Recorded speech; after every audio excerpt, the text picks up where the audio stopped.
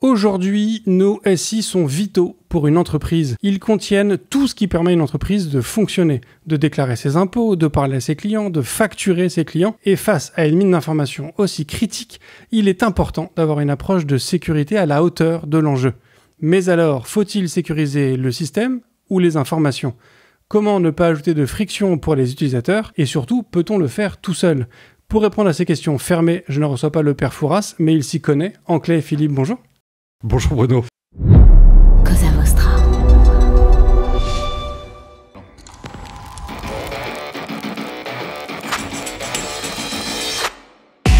Bonjour, je suis Bruno Soulès, je suis un dev, D-E-V, pour différents, extraordinaires et visionnaires.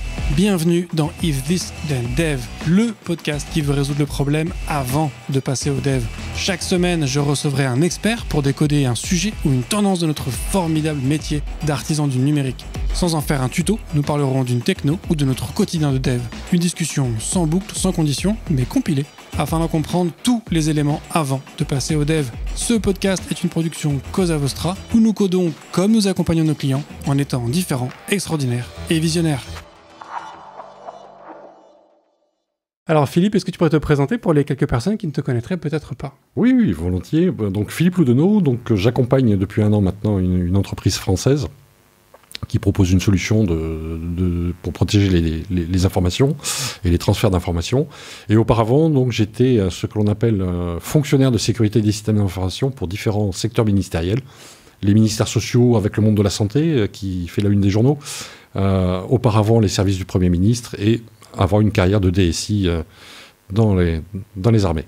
Et donc toujours avec ce focus principal de sécuriser l'information plutôt que le véhicule de l'information ? Alors, ça c'est mon côté militaire. Les deux, mon général. Il faut effectivement sécuriser le contenant, mais faire très attention au contenu. Malheureusement, aujourd'hui, on s'aperçoit trop souvent, et je pense que le terme cyber a ce côté négatif à mes yeux, c'est que l'on déporte les sujets trop sur le contenant. Et tout le monde, aujourd'hui, quand on va dans des grands congrès sécurité, celui qui ne dit pas j'ai un EDR ou un XDR ou autre, à la limite, on se demande ce qu'il fait là. Il y a eu des grandes vogues, comme ça, de produits de sécurité. Oui, c'est bien, il en faut. Maintenant, ce que l'on doit protéger en priorité, c'est quand même l'information. Et est-ce que c'est pas aussi la preuve d'une évolution de la maturité en fait, du secteur aussi face à ces sujets-là ? C'est-à-dire qu'il y a encore peut-être pas si longtemps, la sécurité n'était pas forcément prise au niveau de sérieux qu'elle devait être. On l'a vu dans les 10 dernières années, il y a quand même beaucoup d'attaques qui se sont multipliées avec des conséquences graves pour beaucoup d'entreprises qui du coup les ont obligés de se mettre à jour sur beaucoup de solutions. Donc peut-être que sécuriser le contenant est plus facile que de sécuriser le contenu. Et donc maintenant que c'est un peu plus à maturité, on commence à s'intéresser à ces sujets de contenu versus contenant ? Alors, je suis plus tout jeune, malheureusement, mais à l'époque où j'ai eu mes premières formations en ce qu'on appelait sécurité des systèmes d'information ou sécurité informatique, la définition d'un système d'information, c'était tout ce qui concourt, que ce soit humain ou technique, à élaborer, traiter, envoyer, diffuser de l'information. Aujourd'hui, le côté humain a complètement été oublié, et c'est un peu dommage. Parce que l'on ne se focalise que sur les menaces et on oublie les fondamentaux d'une équation du risque. C'est des menaces qui reposent sur des vulnérabilités qui vont être exploitées. Mais ce qui est important aujourd'hui, c'est de regarder les impacts derrière. Moi, à la limite, je vais caricaturer, mais changer un serveur, changer des routeurs, ça s'achète, ça se remplace. Perdre de l'information, c'est juste catastrophique pour une entreprise. Aujourd'hui, nous sommes en plus devenus homo numericus. C'est-à-dire que nos données sont à droite, à gauche. On nous demande de diffuser des informations de plus en plus rapidement. Et aujourd'hui, typiquement, un citoyen qui veut louer un appartement, on lui demande quand même un nombre d'informations confidentielles. Alors là, je prends des données à caractère personnel, mais on a la même chose dans les boîtes, sur leur stratégie de développement, sur leur stratégie vis-à-vis de la concurrence, sur la recherche et développement. Enfin, ce sont quand même des données qui sont vraiment primordiales pour une entreprise au sens très large. Ouais. Et du coup, ce facteur humain que tu évoques, je ne sais plus avec quel invité on avait ce sujet-là, mais la personne m'a rappelé qu'il fallait aussi penser aux victimes, en fait. C'est que quand, effectivement, tu as une entreprise qui se fait avoir avec une attaque de phishing, tu as une ou peut-être deux ou peut-être 5 personnes qui se sont faites avoir. qui sont réellement victimes dans l'affaire. Il faut pas aussi les pointer du doigt en disant c'est de ta faute si c'est arrivé. Alors, entièrement d'accord. C'était Georges de C'était Sequoia Georges, qui signalait ça dans un podcast précédent. Effectivement, stigmatiser une entreprise, une structure ou un individu, ça ne sert à rien. Le mal est fait. On ne va pas rajouter du mal au mal. Ce serait complètement ridicule. Et aujourd'hui, effectivement, c'est de voir comment on peut remettre les systèmes d'information et comment récupérer ou protéger l'information restante au plus vite et au mieux. Mais la victime, effectivement, tout le monde peut se faire avoir. Dans l'exemple que citait Georges, la NSA, on a eu en 2011 l'Élysée, ça a fait la une de certains journaux. Enfin, des grands peuvent se faire avoir. Donc à un moment donné, soyons humbles, on est là pour remédier à une situation dommageable. Donc ça ne sert à rien de stigmatiser les gens. Oui, ça là-dessus, je pense que dans les dernières années, les grosses attaques qui ont eu lieu sur des gros acteurs, même des gros acteurs tech, ou effectivement des États, ont montré qu'en fait, personne n'est à l'abri, très clairement, et qu'en fait, la question n'est pas si on va se faire avoir, mais quand est-ce qu'on va se faire avoir. Aujourd'hui, je pense que ça, c'est clairement acquis. Alors, de mon point de vue, on a même dépassé ce débat-là. Parce que le quand, on sait que ça va arriver, un jour ou l'autre. Donc, le quand, à la limite, peu importe, il faut être prêt. Donc, à un moment donné, il faut être en posture de pouvoir subir un choc. Moi, ce qui m'intéresse beaucoup plus, c'est le comment. Comment les gens ont récupéré de l'information. Comment ils ont pu accéder et par quel biais ils ont accédé au système d'information. Alors, je vais prendre dans les exemples que j'aime bien de piratage. Il y a un grand groupe de casinos qui s'est fait pirater au travers d'un aquarium, un thermomètre d'aquarium. Donc, un objet connecté, mais qui lui-même était sur un réseau à plat, et les pirates sont remontés. J'ai eu à traiter un centre hospitalier qui s'est fait attaquer. Les pirates sont passés par la chaudière. D'accord. Donc, rien à voir avec l'IT. Là, on est dans l'OT. Mais ce sont autant d'éléments qui, aujourd'hui, sont interconnectés. Et avec les objets connectés qui arrivent, etc., je dirais les surfaces d'attaque évoluent également. C'est assez fou de se dire que tu te fais avoir par un thermomètre ou une chaudière, en fait. C'est que comment j'arrive même pas à exprimer l'idée, que la bêtise, la simplicité hyper naïve en fait de la chose, c'est-à-dire que c'est un thermomètre d'aquarium qui te crée une brèche qui fait que derrière il y a c'est assez fin. Et du coup, le niveau d'intelligence des attaquants de réussir à trouver cette petite brèche-là pour réussir à s'y engouffrer, c'est quand même assez... C'est assez phénoménal. C'est assez phénoménal, mais de temps en temps, on voit que ces informations-là, qui très souvent sont en libre accès, quel protocole est utilisé pour tel appareil, sont en libre accès. Donc à un moment donné, il suffit de savoir qu'on a tel ou tel appareil, OVH, qui s'est fait pirater avec des caméras connectées. Mais aujourd'hui, on a la même chose sur les grands systèmes. Alors, on va parler après un peu plus de la protection de l'information, mais quand je vois certains programmes où des développeurs mettent des grandes parties de code qui laissent vraiment deviner sur quoi ils travaillent, sur des GitHub non protégés, on ne sait pas à qui ça va. L'exemple inverse, c'est d'autres qui mettent du code malveillant sur des GitHub également, en disant récupérez-le, ayez confiance. Voilà, aujourd'hui, je dirais, l'intelligence humaine n'a pas de frontières dans le côté malveillant. Ouais. Du coup, tu parles effectivement de séparer, de sécuriser le contenant et de séparer le contenu. J'aimerais bien du coup avoir un peu plus de visibilité sur qu'est-ce que tu inclus dans chaque catégorie. Parce que quand tu me parles de sécuriser la donnée, moi je me dis qu'effectivement naïvement, c'est surtout une gestion d'accès, mais du coup l'accès c'est peut-être plutôt côté contenant que côté contenu. Parce que du coup je me dis que sécuriser la donnée, au final il suffit de tout chiffrer et puis c'est bon, c'est sécurisé. Encore faut-il chiffrer. Encore faut-il chiffrer. Encore faut-il chiffrer avec un chiffre de confiance. Donc là voilà, c'est l'entreprise que je rejoins donc qui propose la solution Bluefiles justement permet d'avoir un chiffrement et une solution qui a été validée par l'ANSSI. Déjà, nous avons un visa de sécurité et voilà, derrière on apporte des briques de confiance là-dessus. Quand je disais qu'aujourd'hui, tout à l'heure on parlait des menaces, on ne voit plus que la menace externe. On oublie les menaces internes. Quelqu'un qui, donc, par déception, à un moment donné, fait un acte malheureux et qui peut mettre en péril les systèmes d'information d'une entreprise. Par naïveté, des gens qui vont envoyer des RIB par mail. Le mail, quand même, ce n'est ni plus ni moins qu'une carte postale. Faut pas l'oublier. Donc, légitimement ou illégitimement, le nombre de gens qui peuvent prendre connaissance d'un mail est quand même assez phénoménal. Je vous invite à relire les clauses d'utilisation de grandes messageries qui sont pourtant dites sécurisées. Oui, l'image de la carte postale est pas mal, parce que du coup, ça sous-entend que le facteur peut lire ta carte postale. C'est ça que tu veux dire, en fait. Complètement. Alors, ils ne le font pas par déontologie. Le cas d'école, ce serait le facteur qui lit toutes les cartes postales. Bon, je pense qu'il aurait du temps à perdre par moment. Mais on ne met pas... Enfin, je vois mal quelqu'un mettre son code de carte bleue sur une carte postale. Ou alors, il faut vraiment qu'il aille consulter assez rapidement. Oui, mais après, tu peux dire aussi que tu mets ton code de carte bleue sur une carte postale. La personne qui lit la carte postale ne sait pas forcément que c'est le code de ta carte bleue. Oui, mais il y a ce côté-là aussi. Il y a ce côté-là. Mais par recoupement d'informations, on arrive très souvent à retrouver quand même d'où ça vient. Oui, parce qu'en fait, il faut... je sais pas comment... Je sais pas s'il y a un mythe comme quoi les attaquants sont pas forcément compétents. Mais il faut quand même... Moi, c'est un truc qui me sidère là. Depuis environ 1 an, j'ai fait pas mal d'épisodes autour de la sécurité informatique sur ce podcast.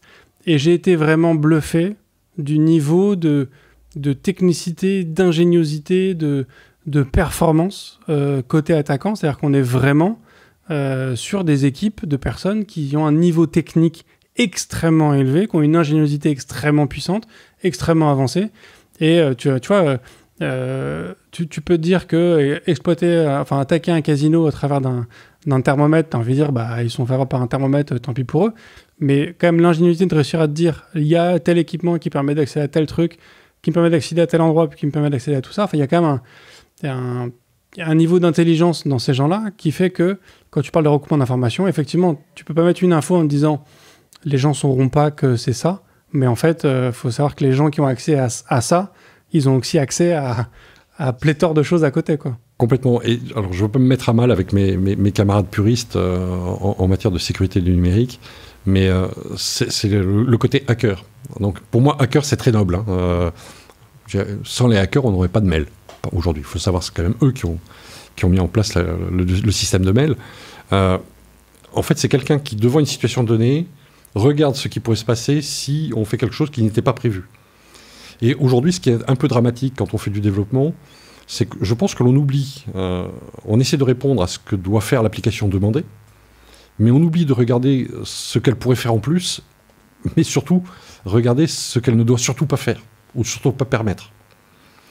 Donc, dans le monde de la santé, par exemple, quand je vois encore des éditeurs qui codent en dur des mots de passe, ça me gêne un tout petit peu. Parce que, effectivement, question pratique pour eux, pour faire la TMA, la tierce maintenance, que ce soit l'hôpital du fin fond de la Creuse ou l'hôpital de Bretagne, c'est le même mot de passe. En plus, il est connu. Pour certains, c'est même le nom de la boîte, donc c'est plus facile. Voilà, on arrive encore à ce genre d'aberration. Donc aujourd'hui, à un moment donné, c'est faire du code propre, sans... Pareil, des codes où on a besoin des droits d'administration. Moi, j'ai toujours halluciné quand on me disait « Mais si les gens ne sont pas administrateurs, ils ne pourront pas utiliser l'application. » Il n'y a pas besoin d'être administrateur d'un poste pour utiliser une application. Enfin, c'est juste aberrant. C'est un problème de conception au niveau du poste, enfin de l'application. De l'application, voilà. Et alors donc, pour revenir sur la protection de l'information, aujourd'hui, beaucoup de gens diffusent beaucoup d'informations sans prendre de précautions élémentaires. Alors très souvent, les outils de chiffrement ne sont pas triviaux. Alors je vais prendre un exemple qui m'a touché personnellement. J'ai ma maman qui est âgée et qui a fait des analyses en labo. Ça devait être une habitude. On lui a demandé sa clé PGP. Une personne de 84 ans, la clé PGP... Elle a compris que c'était informatique, donc elle m'a appelé dans la foulée, ce qui m'a permis de rappeler le labo. Enfin voilà, à un moment donné, il faut penser que tout le monde n'a pas un niveau en numérique. Donc il faut trouver également des choses simples. J'ai trop vu de solutions déployées à grande échelle qui ont fini au fin fond d'un tiroir ou qui n'ont jamais été utilisées, alors que ça a coûté une fortune, mais trop compliqué pour l'utilisateur. Ouais. Donc il faut trouver vraiment des choses simples. Oui, mais du coup, c'est là où tu es face à une balance compliquée, parce que soit tu as une solution où tu simplifies l'usage de ces niveaux de sécurité, de ces techniques assez avancées, mais du coup, en ajoutant une abstraction, potentiellement, tu crées des failles dans ce système-là qui sont exploitables par les attaquants, ou tu crées un système complexe et lourd que du coup les gens n'utilisent pas et du coup ça crée des failles parce qu'en fait les gens l'utilisent pas et du coup tu as des choses qui sont non sécurisées. Pas du tout. On peut faire des choses très simples et hyper sécurisées. C'est vraiment... on y arrive. Maintenant, les gens aiment bien complexifier les sujets. Alors je pense qu'il y a peut-être une mauvaise habitude qui s'est prise aussi. C'est que tout ce qui est numérique, on a dit c'est un problème de techos, un problème d'ingénieur, de techos, etc. On ne laisse plus la parole au métier, on ne laisse plus la parole aux décideurs, et du coup, c'est un problème de techniciens, les techniciens feront. Or, avec une ambiguïté, c'est quand les techniciens, et notamment les RSSI, parlent de menaces, parce qu'aujourd'hui on ne parle plus que des menaces essentiellement externes, on oublie de parler des impacts. L'équation du risque, c'est donc, je répète, menace, vulnérabilité, impact. Et un directeur, lui, ce qu'il entend, ce sont les impacts. Ce qui lui importe, ce sont les impacts. Quand j'étais en poste dans les ministères, discuter avec un directeur d'établissement médical ou un hôpital, si je parle du groupe APT 41, oui, il va m'écouter très gentiment, mais ça lui passe à 1000 milles au-dessus de la tête. En revanche, si je commence à lui dire, mais dans tel cas, vous serez obligé de déclencher un plan blanc, et puis, lui, ça d'abord, ça lui parle métier, et on gagne là-dessus. Et l'écoute est complètement différente. La simplicité des solutions, c'est pareil, c'est à un moment donné que les gens s'approprient la solution. Typiquement, il faudrait arriver à faire comme une ceinture de sécurité, qu'il n'y ait plus de réflexion, machinalement, on met sa ceinture de sécurité. Oui, mais tu vois, la ceinture de sécurité... Il y a une loi qui est passée, qui a obligé la ceinture de sécurité avant que ce soit obligatoire. Moi, j'ai grandi à une époque où, à l'arrière, je ne mettais pas la ceinture. Oui, j'ai grandi même avant où c'était la foire dans le poigne dans la voiture. Donc tu vois, s'il n'y a pas une loi qui vient, entre guillemets, obliger les gens à utiliser ces solutions-là, en fait, elles sont pas utilisées, elles ne rentrent pas dans notre quotidien. Et du coup, avant que ça devienne naturel, ça reste compliqué. Je pense qu'à partir du moment où on leur propose... on leur explique les enjeux et les impacts potentiels. 2, on leur propose des solutions simples, que l'on accompagne et on travaille avec eux, non pas à leur imposer. Que derrière, il va s'instaurer une démarche vertueuse et que les gens, naturellement, vont prendre les bons plis. Et moi, j'aime bien, quand je fais des sensibilisations, c'est à un moment donné parler business, entreprise, et toujours essayer de trouver des exemples particuliers. Parce que là aussi, si les gens, à titre personnel, prennent de bonnes pratiques, ils vont les ramener naturellement au travail. On peut légiférer, on peut faire de la réglementation en disant c'est comme ci, c'est comme ça. Et puis en plus, c'est français. Il y a de fortes chances que ce soit contourné. Mais donc du coup, tu passes par cette évangélisation qui du coup n'est pas une explication de la technique ou de la justification technique, mais qui est un ensemble de cas pratiques en fait. Oui. À un moment donné, il faut également adapter son discours à la personne qui est en face. Alors si je parle des RSSI, quand on me pose la question quelle est la principale qualité d'un RSSI, pour moi la première c'est d'être polyglotte. Il doit être capable de discuter avec l'IT, capable de discuter avec le métier, capable de discuter avec le COMEX. Les discours sont complètement différents. Alors je peux vous citer une anecdote dans un secteur ministériel que je ne nommerai pas. Une grande réunion où le DSI parlait de l'IPBX qu'il fallait changer. Et là, le directeur de cabinet de l'époque dit « Mais excusez-moi, c'est quoi un IPBX ?» C'est un PABX sous IP. Et là, on a pris l'image. Vous voyez les vieux films avec les standardistes qui mettaient des cordons pour établir les communications. C'est la même chose, mais c'est fait automatiquement et numériquement. Et là, merci, j'ai compris. Voilà, à un moment donné, il faut bien penser que tout le monde n'a pas le même niveau de compréhension. Et toutes les professions se retranchent derrière un jargon technique. On peut noyer quelqu'un très facilement. Mais à un moment donné, il faut être capable d'expliquer les choses simplement, et c'est la meilleure façon pour que ça passe. Pour revenir du coup à cette notion du coup de sécuriser le contenant versus le contenu, donc la gestion des accès, pour toi, c'est sécuriser le contenu ou c'est sécuriser le contenant ? Les deux. Les deux. Je vais faire des réponses de Normand. Les deux. Les deux, parce que d'abord, qui a accès à l'information. Donc, il va falloir, avec les moyens des contenants, à un moment donné, mettre des portes, et puis toi, tu peux rentrer, toi, tu ne peux pas.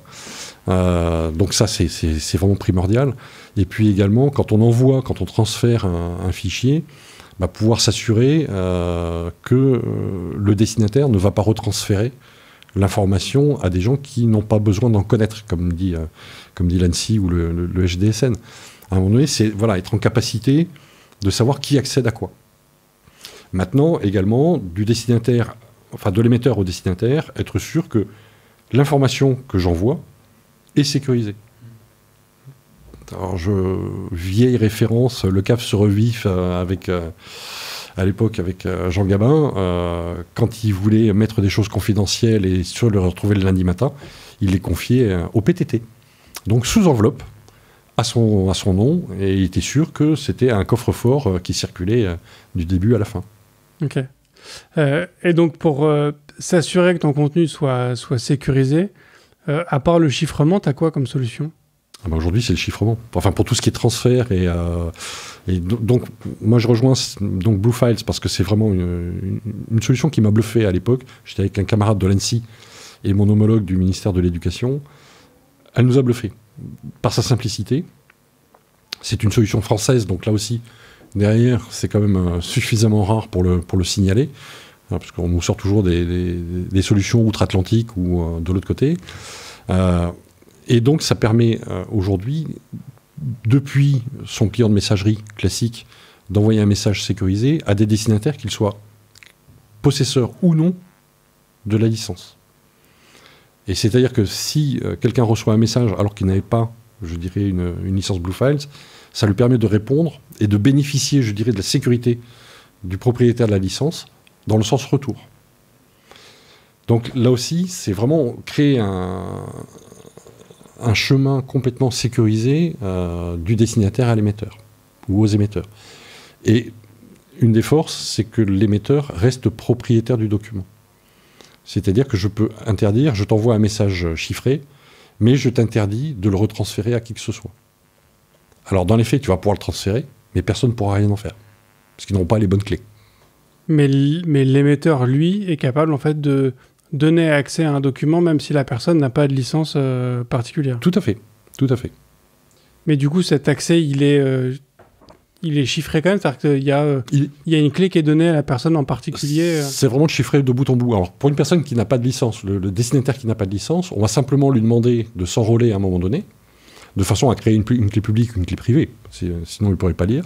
Mais l'échange, alors, j'aime pas trop le comparatif, mais ce serait un win transfert, mais sécurisé. Okay. Vraiment sécurisé et de confiance. Je vois. J'avais une question, elle vient de m'échapper. Mais ça reviendra. Ça reviendra, j'espère. Du coup, attends, j'essaie du coup de trouver comment rebondir. Parce que, donc tu disais que le chiffrement, aujourd'hui, c'est la seule solution qui est disponible. Il y a quand même une lourdeur. Tu vois, tu parlais tout à l'heure de ta maman à qui on demande sa clé PGP pour accéder à des tests. Il y a quand même encore une lourdeur au chiffrement. Quand on instaure le HTTPS qui permet d'avoir des communications qui, elles, sont chiffrées, quel que soit ce qu'il y a dedans, c'est aussi un moyen de faire quelque chose de simple et de sécuriser quand même. Alors, il y a le HTTPS, effectivement, c'est relativement simple, mais là, on n'est pas sur du transfert de fichiers ou de l'envoi de messages. Et en plus, alors, si je prends le monde de la santé, quelquefois, on a eu des cas où les gens ont besoin d'envoyer des fichiers supérieurs à 25 mégas. Aujourd'hui, il n'y a pas un fournisseur d'accès qui propose des solutions supérieures à 25 mégas. Donc, si on veut aller à 2-4 gigas, là, il faut trouver sur des systèmes type WinTransfer. Et aujourd'hui, malheureusement, dans beaucoup d'entreprises, on va se retrouver confronté, par manque de solutions proposées par une DSI ou par les équipes de l'IT, à des gens qui vont faire, alors là, ça fait frémir tous les RSSI, ce qu'on appelle le shadow IT. Donc, on va trouver du Dropbox, on va trouver du WinTransfer, et les gens vont utiliser ça. Et il faut avouer que c'est relativement simple d'utilisation. Eh bien, le challenge que c'est fixé à Blue Files, c'est d'être aussi simple. Et donc, on peut le faire directement depuis son client de messagerie. Et là, c'est transparent pour l'utilisateur. Envoyer, chiffrer, terminé. Ou alors depuis un web service, puisqu'on travaille également en mode SaaS. Ok. Tu disais tout à l'heure que la gestion des accès, c'est un peu comme installer une porte. Donc ça, c'est au niveau du contenant. Et du coup, la gestion des accès côté contenu, c'est quand tu décides derrière quelle porte tu vas cacher, tu vas ranger ton document, en fait. C'est ça à peu près le truc. Oui.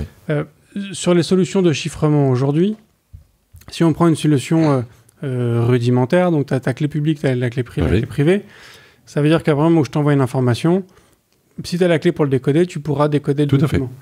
Mais du coup, on n'a pas une capacité rétroactivement de désactiver la clé de quelqu'un sur un système standard de chiffrement à clé privée, clé publique. Ça aussi, au final, c'est une faille. Tu parlais tout à l'heure de l'exemple d'un salarié éconduit, déçu ou je ne sais quoi, ou maladroit. Tu peux pas du coup rétroactivement lui dire en fait non, maintenant tu n'as plus accès à ce document. Alors, on peut le faire. On peut le faire, on peut le faire. Alors, nous, on s'occupe vraiment que de la partie transfert, message et documents. Et ce que j'indiquais bien, c'est que l'émetteur reste propriétaire du document. C'est-à-dire qu'en plus, on peut mettre une temporalité. C'est-à-dire que ce document, il est lisible de temps à temps, de telle heure à telle heure. Et on peut répudier. Donc, à distance, le message est inaccessible. Donc ça, c'est plutôt sympa. On peut faire le test, et j'invite les gens à télécharger la version professionnelle qui aujourd'hui est en test. Donc il suffit d'aller sur le site. Ça permet d'envoyer un message à un destinataire. Donc je t'envoie sur ton adresse Cosa Nostra. Tu dis c'est pas mal ce doc, je me l'envoie. Attention, c'est Cosa Vostra. Cosa Nostra, c'est un autre groupe, c'est pas nous, on fait pas les mêmes choses. Tout à fait. Non, Cosa Vostra, excuse-moi. Je t'envoie un mail sur ta boîte pro et tu te dis ce truc il est pas mal, je veux continuer à le bosser à la maison, je me le renvoie sur mon adresse en prendre du français, laposte.net ou autre. Tu ne pourras pas le lire. Parce que là aussi, ton adresse a été clairement identifiée et en tant que destinataire, ça correspond à ça. Ou alors, si tu veux le lire chez toi, il faudra te connecter avec tes identifiants. Et là, en mode web service, tu pourras lire le message. Ok. Quand tu parles du coup aussi de cette notion de sécuriser le contenu versus le contenant, donc si on prend un système d'information, en fait, en gros, c'est soit on sécurise le système, soit on sécurise l'information. Il faut faire les deux. Bien sûr, il faut faire les deux. Mais tu vois, j'essaie de... Parce que j'aime beaucoup cette image que tu as eue de sécuriser le contenu plutôt que le contenant. Si je prends un système d'information, comme je disais en intro, le SI d'une entreprise, il y a les données RH, comptables, financières, sales, stratégiques, il y a beaucoup d'informations. Il y a des informations qui sont sous la forme d'un document Word ou une présentation avec différents slides qui s'échangent entre collaborateurs. Mais tu as aussi les données qui vont s'échanger entre un service SAP et un service... je sais pas, j'en trouve pas d'autres qui viennent, mais un truc genre PayFit par exemple pour gérer la paie. Enfin, tu vois, tu as des communications entre API. Est-ce que pour toi, cette information-là aussi, elle doit être sécurisée entre ces différents échanges, au-delà de simplement la communication en HTTPS? Non, mais pour moi, oui, il faut que ce soit sécurisé. Alors là, à partir du moment où c'est API, on va effectivement tomber sur des systèmes type HTTPS. On peut faire du FTPS, on peut faire SFTP, on peut faire pas mal de choses. Mais à un moment donné, là, on parle d'individus. Et c'est leur donner les moyens de pouvoir échanger de l'information sensible et d'être sûr que seuls les destinataires clairement identifiés peuvent y accéder. Et puis on a... Alors, je vais continuer parce qu'on a également une autre possibilité. C'est dès lors qu'on a une licence professionnelle, on peut mettre également ce que l'on appelle des boîtes de dépôt. C'est-à-dire que tout à chacun peut m'envoyer sur ma boîte de dépôt, qui est dans ma signature, des documents sensibles. Et ils seront chiffrés de bout en bout. Donc là aussi, pour beaucoup de structures, typiquement les hôpitaux, on a des hôpitaux qui ont la solution, ont mis des boîtes de dépôt de façon à ce que des gens qui ont besoin d'envoyer des informations particulières à un médecin, qui eux ne sont pas abonnés, c'est un particulier, il n'est pas abonné à la messagerie sécurisée de santé, peut déposer des pièces importantes. On a la même chose pour des agences immobilières. Je veux louer un bien où on peut déposer sa carte d'identité, son RIB, son relevé ou ses avis d'imposition, enfin des documents qui aujourd'hui, les RIB, qui se diffusent dans la nature, il ne faut pas s'étonner qu'il y ait des fraudes au président, il ne faut pas s'étonner à un moment donné qu'il y ait des gens qui se fassent arnaquer là-dessus. Ouais. Et donc du coup, en dehors du chiffrement, est-ce qu'il y a d'autres options, d'autres possibilités pour protéger l'information ou c'est la seule option pour toi qui existe Pour moi, aujourd'hui, c'est la meilleure des options. C'est la meilleure des options. Et l'autre, c'est de faire de la main à la main. C'est-à-dire, on revient au format papier. Et j'aime bien les anciennes définitions de système d'information où c'est tout élément technique ou humain permettant de. Aujourd'hui, on a oublié l'humain. Et à un moment donné, alors je vais prendre la boîte, on va prendre le cas d'école, la boîte hyper sécurisée. Et je vais reprendre un exemple que donnait Georges Sequoia dans un podcast précédent, où on va monter des portes blindées. Super portes blindées, et on n'a pas regardé en quoi étaient faits les murs. Alors là aussi, je reparle d'expérience. J'ai été DSI d'un centre de recherche. On nous a refait des bureaux et des locaux magnifiques, et je me suis battu pour garder la porte blindée qui était en deuxième rideau, qui elle était sur des murs en parpaing costaud. Parce que la porte blindée qu'on nous a mis pour rentrer dans le service a été sur du placo-plâtre. Donc je veux bien blinder les choses, mais si on ne regarde pas ce qui se passe à côté, on peut blinder si les portes sont ouvertes ou les fenêtres sont ouvertes. À un moment donné, les gens rentrent. Alors je vais prendre des exemples idiots, mais j'habite au fin fond de la Vendée et puis j'ai vu dans les informations locales un cambriolage. La maison était sous alarme, etc. Ils sont passés par les toits. Voilà, on défait des tuiles, faire un trou et rentrer. Donc à un moment donné, c'est bien pensé que la sécurité totale n'existe pas. Donc il faut bien protéger le contenant, oui, tout à fait d'accord, mais également le contenu. Parce que c'est le contenu qui a de la valeur. C'est ce qui fait la richesse d'une entreprise. Et on l'a un peu oublié, et je suis même désolé, quand l'ANSSI a été créé en 2019, dans le logo de l'ANSSI, il y avait du chiffre. Et maintenant, le logo, c'est le même. Mais ils ont enlevé la partie chiffre, ce qui est quand même dommage, parce qu'il y avait une grande tradition, et l'ANSSI et ses prédécesseurs ont un niveau d'expertise à ce niveau-là qui est quand même extraordinaire. Et du coup, cette notion de chiffrement, est-ce que quand on veut du coup protéger son contenu, pour toi, on chiffre absolument tout ce qu'il y a dans un SI? Ou est-ce qu'il y a des priorités, il y a des choses qu'il faut laisser ouvertes parce que ce serait trop coûteux sinon? Enfin, tu vois, comment est-ce que... Là, on va revenir sur l'humain. C'est un petit sondage que l'on pourrait faire. Qui a une cartographie complète des informations sensibles de son entreprise? Quand je dis complète, c'est complète. On va reprendre les données à caractère personnel. Toutes les boîtes, aujourd'hui, en France, j'espère, font à un moment donné du recrutement. Il y a forcément, à un moment donné, une phase de l'embauche où on va demander au postulant d'envoyer sa carte d'identité, etc. Aujourd'hui, c'est par mail. C'est juste lamentable. Et personne n'a pensé à faire des boîtes de dépôt ou mettre des boîtes de dépôt. Je pense que les DPO vont apprécier. Ouais. Mais alors, du coup, justement, tu parles de cette gestion de l'information. Je prends un exemple à nouveau chez Cosa Vostra. On a un drive partagé où quasiment tout le monde met l'ensemble des documents qu'il va créer au quotidien dans ses différents échanges avec nos différents clients. On est une agence digitale. Mais on a le cas, en fait, de certaines personnes qui, quand ils créent un document, ils le gardent sur leur drive individuel de salariés. Et du coup, le jour où ils partent, en fait, c'est soit tu supprimes leur drive et du coup, en fait, tu perds toutes les données, tous les documents créés, soit tu le laisses, mais du coup, il n'y a rien de rangé parce qu'en fait, tu as juste une liste de 4000 fichiers qui appartiennent à 3000 clients différents, à 200 projets différents, et du coup, tu sais pas... et du coup, l'info, elle est même plus utilisable, en fait, tellement... Donc, tu en as certains qui ont su s'adapter à ce drive qu'on a mis en place, et d'autres qui sont en roue libre. Alors, faisant partie des vieilles générations, je suis désolé, j'avais un professeur qui disait qu'un informaticien, un bon informaticien, c'était quelqu'un de BCBG. Beau crayon, belle gomme. Et à un moment donné, voir est-ce que les codes sont commentés. Est-ce qu'il y a un fichier, lisez-moi, pour dire voilà à quoi correspond tel ou tel fichier. Aujourd'hui, je pense qu'on prend trop de mauvaises habitudes, on met tout en vrac, et c'est juste catastrophique. Faut pas oublier qu'à l'époque, en mode texte pur, les disquettes, les petites disquettes, pour ceux qui ont connu ça, on faisait rentrer quand même la Bible, Ancien et Nouveau Testament dessus. Donc, petite surface, quoi. Aujourd'hui, les espaces disques, on s'en fout quasiment.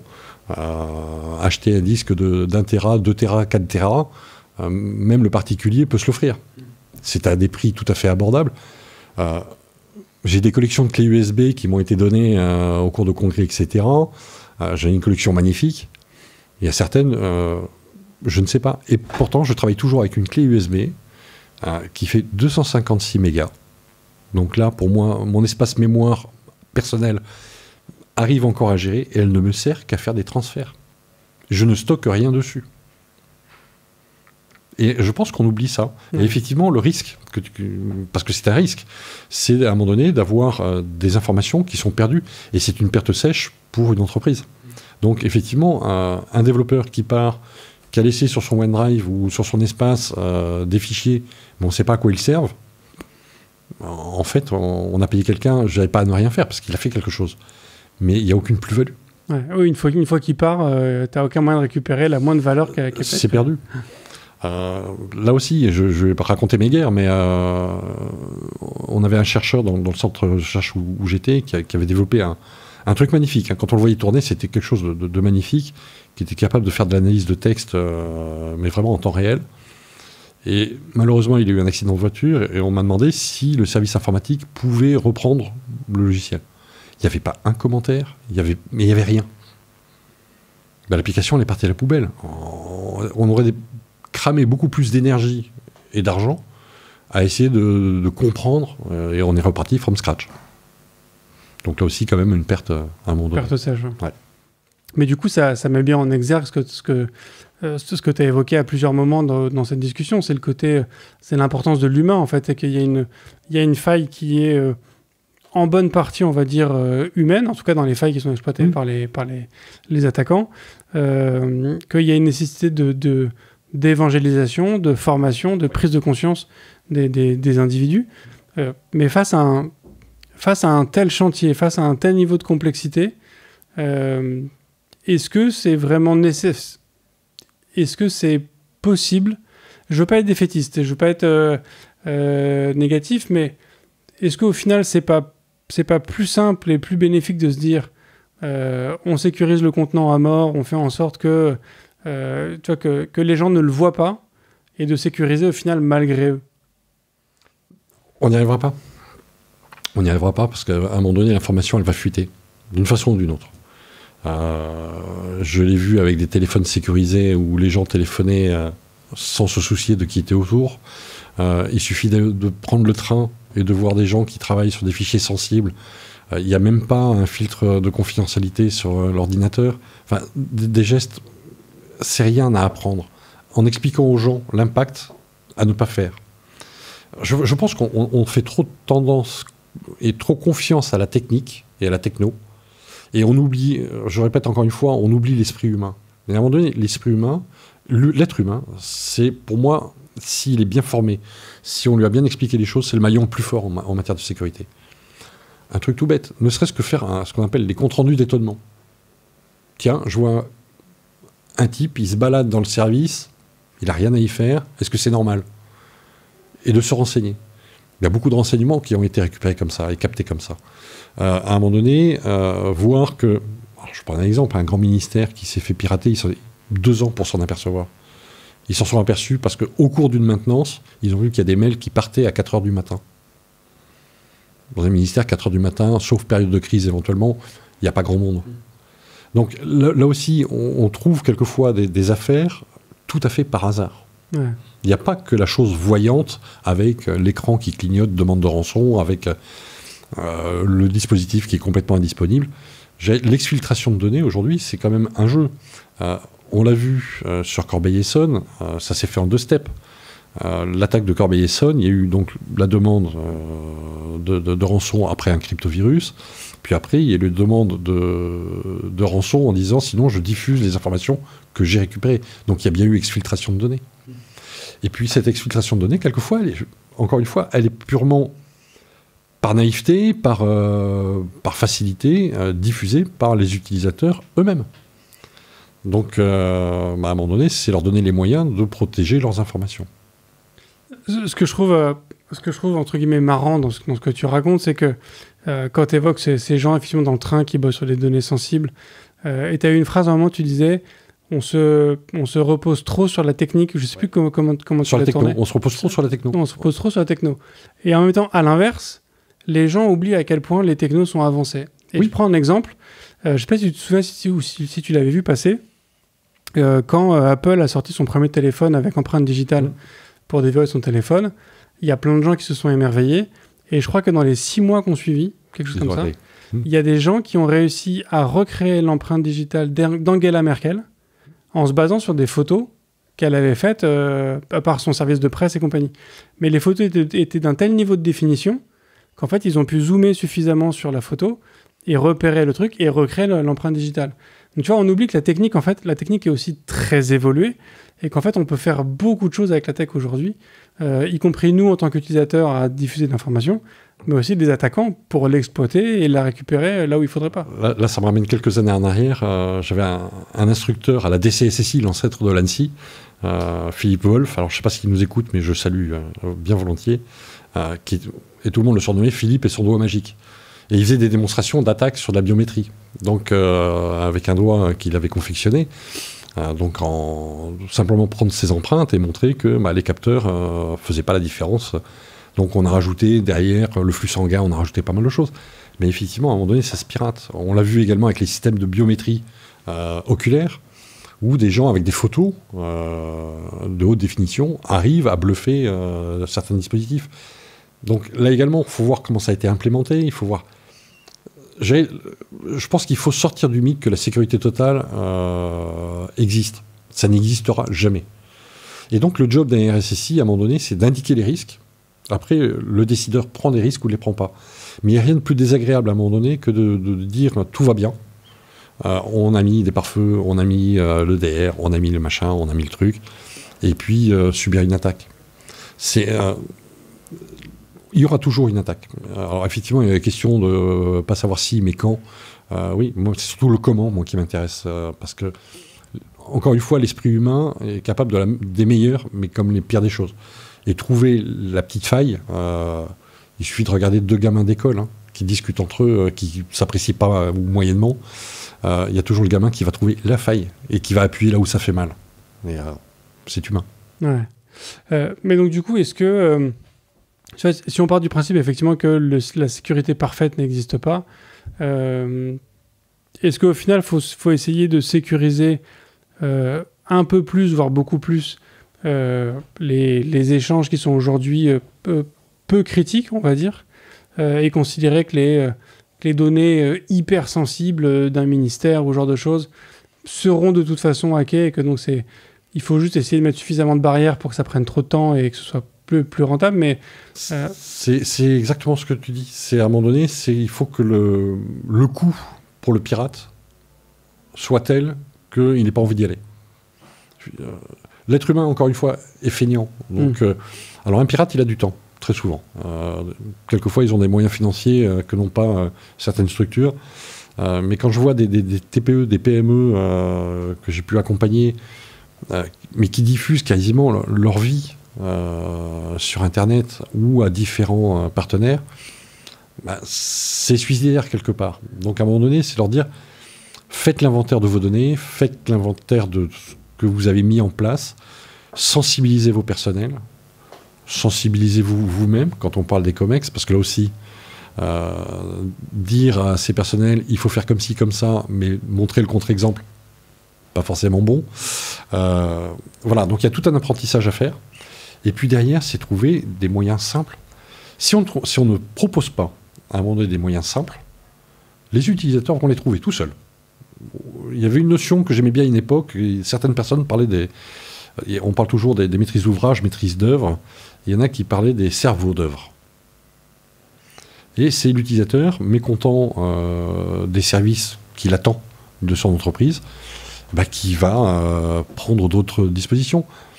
Typiquement, c'est ramener un dessin 3D et il n'a pas les logiciels qui vont bien pour faire du 3D. Par contre, chez lui, il a téléchargé avec ou sans licence et on trouve de très belles choses sur Internet. Et puis, quelquefois, mettre pour avoir un avis sur du GitHub, pour avoir... Voilà. Il Il faut regarder de temps en temps les forums d'échange entre développeurs. Enfin, par moments, c'est hallucinant. Ouais. On a beaucoup parlé du coup de l'aspect humain dans ces failles qui sont exploitées ou qui sont créées au final par les humains. Tu évoquais tout à l'heure les développeurs qui vont mettre des mots de passe dans le code ou ce genre de choses. C'est vrai que nous, en tant que dev, parfois, en fait, on n'est simplement pas formé à ces sujets-là, ou on n'a pas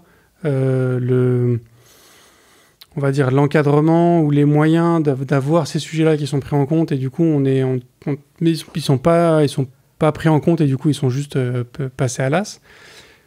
Est-ce qu'au final, dans tous ces sujets-là, il n'y a pas trop d'humains?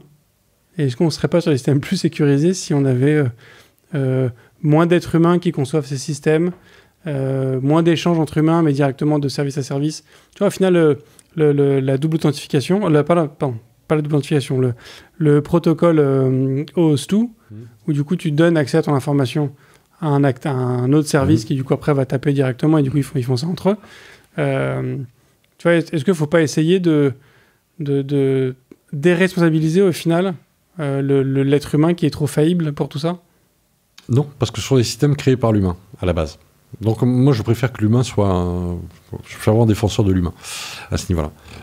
En revanche, c'est toute une pédagogie. Les développeurs, là également, les former sur la partie sécurité, leur expliquer que c'est pas un gros mot, ça va pas les empêcher de travailler. C'est pas vrai. Par contre, ça permet de fournir un travail de confiance. J'aimerais bien, l'ANSSI, depuis quelques années, fait la promotion de ce qu'on appelle les homologations, avec à un moment donné l'analyse de risque. Ça, c'est ce qui va être présenté au chef qui signe en bas à droite. Donc les risques identifiés, les moyens de s'en prémunir. Et à un moment donné, on va secouer les solutions avec du pentest, avec du bug bounty, avec tout ce que l'on veut. Si je veux reprendre l'image du véhicule, aujourd'hui, un véhicule qui n'a pas passé des crash tests est interdit à la vente. Pourquoi on ne fait pas l'équivalent dans le numérique? Et avec un contrôle technique. Parce qu'on sait très bien qu'une application, dans le temps, elle vieillit pas forcément bien. Pour peu que le développeur ait été un peu vite et ait fait à un moment donné des parties de code qui soient complètement adhérentes à un logiciel ou à un navigateur. J'ai eu sous les yeux, il n'y a pas très longtemps, un document, je ne peux pas citer lequel, mais c'est malheureux, ou c'est une solution d'échange, où on dit le navigateur, c'est IE9. On est en 2023. Il y a quand même un problème quelque part. Et on sait que si on modifie, ça peut poser problème. Derrière, la société qui a fourni le truc ne garantit rien du tout. Enfin, voilà, c'est juste pas possible aujourd'hui.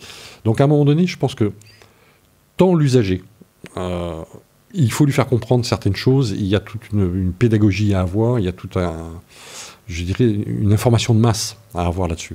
C'est un travail que fait très très bien cybermalveillance.gouv.fr avec je trouve des textes simples pour monsieur et madame tout le monde. Les développeurs, c'est pareil. À un moment donné, dans leur métier, leur dire voilà, il y a des bonnes pratiques. On le fait bien pour des médecins ou pour des professions techniques autres.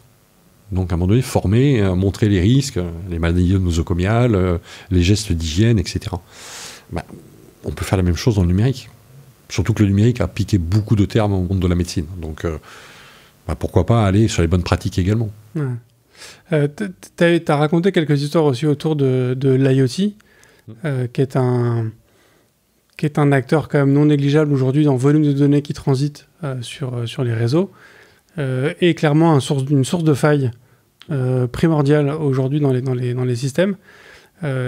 Aujourd'hui, l'IoT sont codés par des devs un peu partout dans le monde qui ont des contraintes techniques, budgétaires, de temps qui sont quand même assez tendues. Et c'est à mon avis aussi pour ça qu'ils n'ont pas suffisamment de prise de conscience de la sécurité. Mais aujourd'hui, ça pèse sur toute une industrie, en fait. On revient toujours sur un triptyque affreux et abominable en matière de numérique, c'est le rapport coût-qualité-temps. Et il suffit d'enlever ou de diminuer un des pieds, c'est bancal, forcément. Donc s'il n'y a pas le temps, la qualité va s'en ressentir. Si on fait ça à coût réduit, la qualité va s'en sortir. Parce qu'à un moment donné, il faut retrouver un équilibre. C'est là où, par moment, il faut peut-être arrêter de faire des projets gérés par le temps et essayer de faire ça géré par le bon sens. À un moment donné, je pense qu'on gagnerait beaucoup. Merci beaucoup Philippe pour cette discussion. J'aurais 2 questions pour toi pour terminer cet échange. La première, c'est est-ce qu'il y a une ressource, un livre, un film, une série ou une chaîne YouTube que tu aurais envie de partager à l'ensemble des auditeurs? Alors moi, il y a un livre de Mark Esberg, que je suis en train d'oublier le titre, et je suis catastrophé. De Mark Esberg. Oui. Le pitch, c'est vraiment une grande attaque sur les systèmes numériques touchant l'Europe et le monde, et voir tout l'effet domino que ça peut avoir. Ah zut, je m'en veux là. Alors j'arrive pas, j'ai du mal à l'écrire, mais comment t'écris Esberg? Ça va, c'est pareil, là c'est l'âge. Je suis désolé. Eh ben, écoute, on retrouvera, on retrouvera après. Je t'enverrai tu m'enverrai le lien et on le mettra en description. Est-ce que quelqu'un dans le chat a... Non, mais dans le chat, il n'y a pas eu de... Les gens n'ont pas retrouvé non plus. Est-ce que... dernière question, pardon, la dernière question rituelle. Est-ce que tu es plutôt espace ou tabulation? Alors, à l'époque, je faisais la programmation beaucoup plus tabulation. Ok, très bien. Merci beaucoup, Philippe, pour cette discussion. Merci, Bruno. Et merci à tous de nous avoir écoutés jusqu'au bout. J'espère que vous avez apprécié cette discussion et que vous allez vous mettre un petit peu plus sur des notions de sécurité, parce que ce sont des éléments un petit peu importants. Si en tout cas vous n'en avez pas dans votre entreprise, si vous en avez, n'hésitez pas à les partager, que ce soit en commentaire maintenant sur le live ou dans nos différents... ou dans les différents canaux de réseaux sociaux qu'on a ensemble. Je vous remercie beaucoup, je vous souhaite une très bonne fin de semaine, je vous dis à la semaine prochaine, et d'ici là, codez bien. Merci d'avoir écouté cet épisode de If This Then Dev, et merci à toute mon équipe de Cosa Vostra à la production de cet épisode. Merci aussi à Alan, Ada, Linus, Bill, Steve et Steve de nous avoir ramenés jusqu'ici. Si ce podcast vous a plu, committez-vous en vous abonnant, déployez-le autour de vous. Et vous pouvez aussi nous faire une petite code review en nous laissant 5 étoiles sur votre plateforme de podcast préférée. La conversation continue bien sûr avec vous sur Twitter, LinkedIn, Facebook, Instagram, chacun sa techno, @ifthisdendev ou @bibir, BIBEAR. Vous retrouverez aussi tous nos épisodes sur notre site ifttd.io. Et enfin, si vous avez besoin d'une agence pour vous accompagner ou si vous souhaitez rejoindre une équipe tech passionnée et passionnante, écrivez-moi sur bruno@cosavostra.com. Merci à tous.